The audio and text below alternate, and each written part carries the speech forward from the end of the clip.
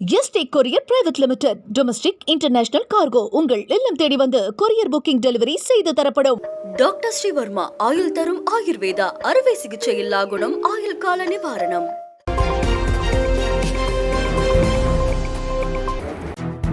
இஸ்ரேலை இந்தியா கண்டிக்க வேண்டும் என ஈரான் வலியுறுத்தியுள்ளது.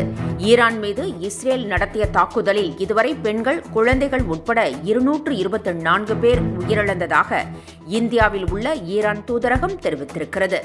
ஐநா சாசனத்தை மீறி இந்த தாக்குதலை இஸ்ரேல் நடத்தியுள்ளதாகவும், இஸ்ரேல் நடவடிக்கைக்கு ஐநா உறுப்பு நாடான இந்தியா கண்டனம் தெரிவிப்பதோடு தாக்குதலை தடுத்து நிறுத்த விரைவில் நடவடிக்கை எடுக்க வேண்டும் என்றும் ஈரான் கேட்டுக் கொண்டுள்ளது.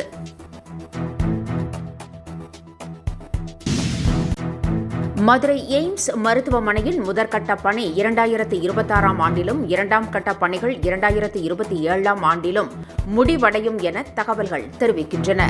மதுரையில் கட்டப்பட்டு வரும் எய்ம்ஸ் மருத்துவமனையின் 3வது வீடியோவை மத்திய அரசு வெளியிட்டது. வீடியோவில் மருத்துவமனை எப்படி இருக்கும் என்பது தெளிவாக விளக்கப்பட்டுள்ளது. மதுரை தோப்பூரில் 220 ஏக்கரில் எய்ம்ஸ் மருத்துவமனைக்கு 2019ஆம் ஆண்டு அடிக்கல் நாட்டப்பட்டது. கட்டுமான பணி 2024 மே 22ஆம் தேதி தொடங்கியது. கட்டுமான திட்டத்தின் மதிப்பு 2021 கோடி ரூபாய் ஆகும்.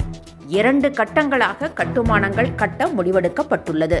முதற்கட்டமாக கல்வி வளாகம், புறநோயாளிகள் பிரிவு, மாணவர்கள் விடுதி, அலுவலக கட்டடங்கள் கட்டப்பட உள்ளது.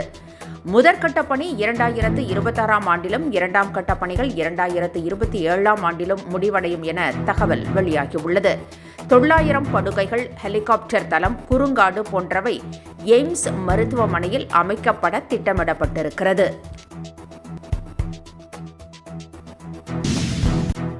2019ஆம் ஆண்டில் மதுரை எய்ம்ஸ் மருத்துவமனைக்கு அடிக்கல் நாட்டப்பட்ட நிலையில் இன்று அதன் 3D வடிவமைப்பு வெளியாகியுள்ளது. இதை கடுமையாக விமர்சித்துள்ள முதலமைச்சர் மு.க. ஸ்டாலின் இந்த வீடியோவை குறிப்பிட்டு 2026 தேர்தலுக்கு ஒரு வீடியோ போதும் என நினைத்து விட்டார்களா என கேள்வி எழுப்பியுள்ளார்.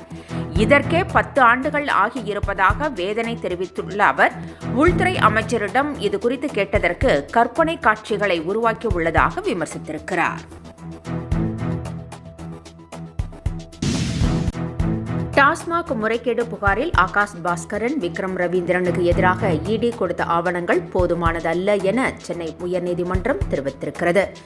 டாஸ்மாகில் 1000 கோடி ரூபாய் அளவுக்கு முறைகேடு நடந்ததாக திரைப்பட தயாரிப்பாளர் ஆகாஷ் பாஸ்கரன், விக்ரம் ரவீந்திரன் ஆகியோரது வீடுகள் மற்றும் அலுவலகங்களில் அமலாக்கத்துறையினர் சோதனை நடத்தினார்கள்.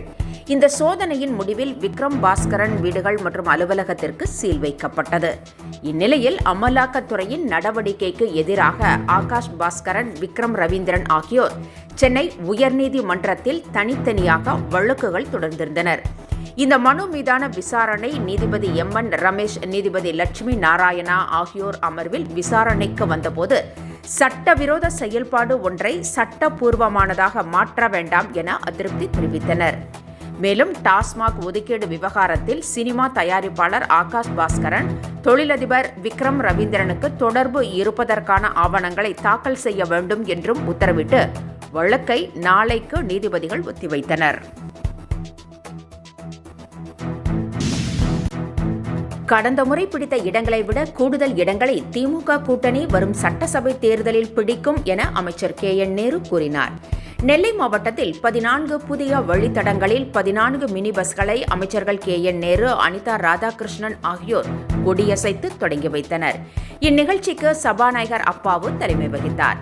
பின்னர் அமைச்சர் கே.என். நேரு அளித்த பேட்டியில், தமிழகத்தில் நடைபெறும் பிரச்சினைகளை உடனுக்குடன் தீர்க்க தமிழக முதலமைச்சர் நடவடிக்கை எடுத்து வருகிறார் என்றும், துப்பாக்கி கலாச்சாரம் என எடப்பாடி பழனிசாமி பேசுவது நகைப்புக்குரியது என்றும் விமர்சித்திருக்கிறார்.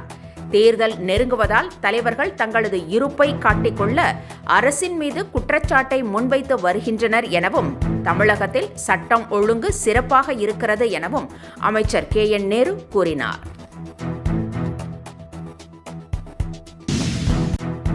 புதிய டாஸ்மாக் கடைகளை திறப்பதற்கான விதிகளில் அதிரடி மாற்றம் செய்து தமிழக அரசு உத்தரவிட்டது.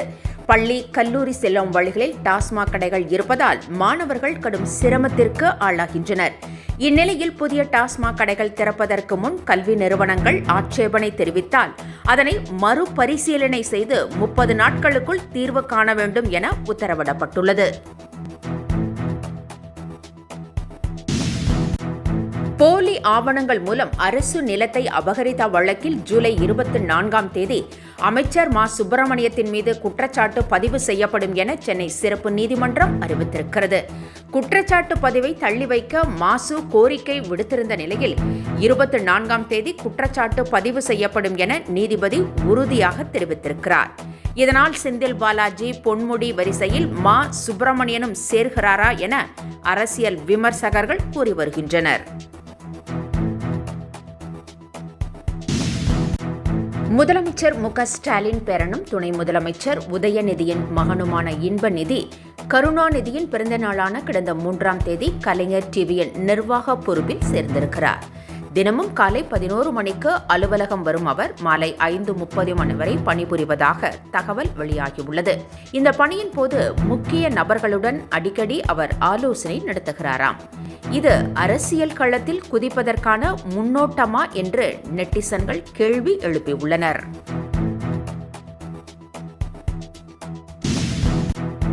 இந்திய கடல் பகுதியில் இன்று புதிதாக 2 குறைந்த காற்றழுத்த தாழ்வு பகுதி அதாவது புயல் சின்னம் உருவாகியிருப்பதாக வானிலை ஆய்வு மையம் தெரிவித்திருக்கிறது.